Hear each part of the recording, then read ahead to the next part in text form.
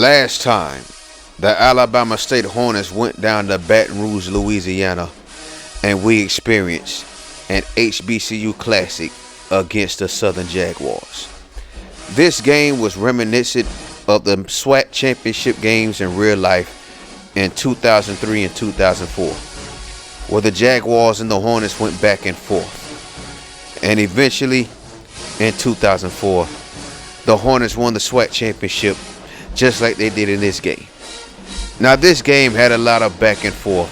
It was back and forth all the way down to the final gun. For the second straight week in a row, Justin Chambers has at least 200 yards, 300 yards, and 3 touchdowns in the game. An amazing player he is. But let's give it up to Mike Kidd, the wide receiver for the Southern Jaguars, because he was straight up beasting in this game.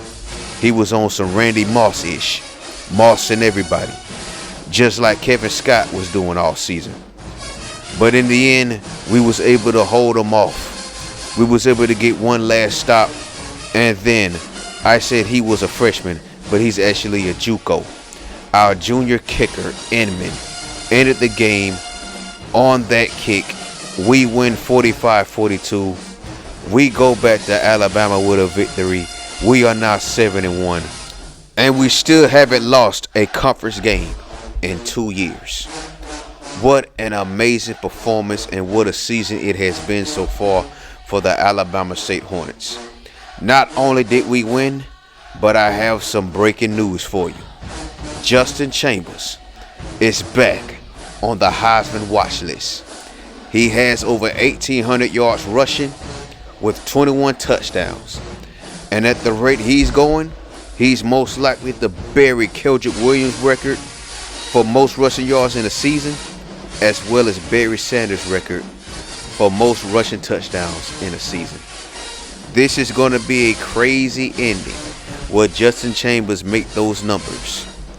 Will he stay healthy? Can he continue to carry the load for the Hornets? Now let's look at the rest of the people on the Heisman Watch list. You got the Michigan boys, Chad Henne and Mario Monahan. Of course, there goes Justin Chambers.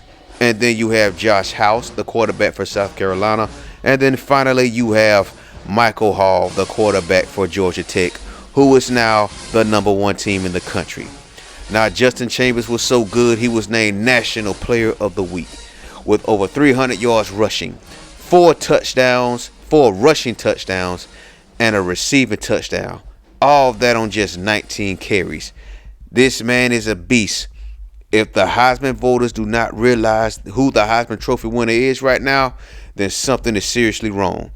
Meanwhile, over at the SWAC MAC, Willie Thomas wins Defensive Player of the Week, representing the Arkansas Pine Bluff Lions.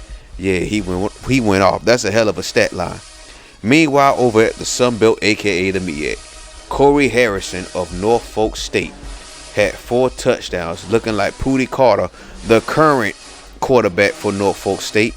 And then you have Andre Cameron of Howard with 14 tackles and 2 sacks. Good Lord.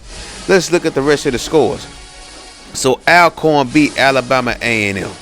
Mississippi Valley State beat Prairie View A&M. Look at this one though. Florida A&M defeated Cincinnati. 5-3 Cincinnati. Texas Southern came up short to their rivals Arkansas Pine Bluff. Didn't know that was a rivalry game. Bethune-Cookman beat Grambling State 38-21. Grambling has just been an absolute mess in this series so far. Meanwhile, over at the Sun Belt, aka the MEAC, Syracuse beat down on Tennessee State 35-17. Norfolk State beat A&T 34-14. Morgan State beat South Carolina State 31-24. And Howard beat Delaware State. Damn. South Carolina State is still winless after they won the MEAC Sun Belt title just last season. Wow, that's crazy. Now for this video, we're not going to talk about recruiting because nothing much has changed. We still got 3 players coming in for the Grambling game in a few weeks. So with that said, join us next time. Get ready. We're taking on the Jackson State Tigers in Jackson, Mississippi. And no, Dion is not the coach. Thank you for watching. We'll see you there. Peace.